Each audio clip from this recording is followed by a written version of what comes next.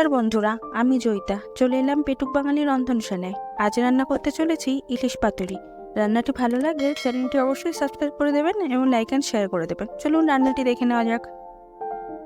ইলিশ পাতুরি রান্নার জন্য প্রথমে কাঁচা লঙ্কা, সর্ষে, পোস্ত নিয়ে নিয়েছি। এবার এগুলো একসঙ্গে বেটে নিয়েছি। তারপর বাটা মশলার মধ্যে স্বাদ অনুযায়ী লবণ, 1 চামচ হলুদ গুঁড়ো, জল ঝরানো টক দই ও সর্ষের তেল দিয়ে ভালো করে মিশিয়ে নিয়েছি।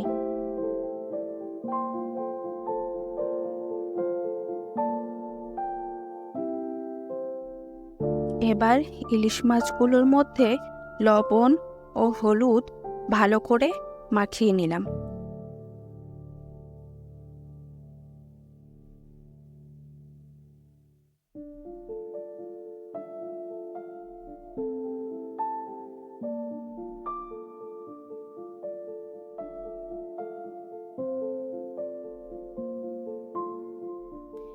একটি কলা পাতা নিয়ে নিয়েছি। কলা পাতার ওপর ইলিশ মাছ দিয়ে দিলাম। ইলিশ মাছের ওপর বাটা মশলার মিশ্রণটা পরিমাণ মতন দিয়ে দিলাম। ওপর থেকে একটা কাঁচা লঙ্কা দিয়ে দিলাম। এবার কলা পাতা মুড়িয়ে বেঁধে নিলাম।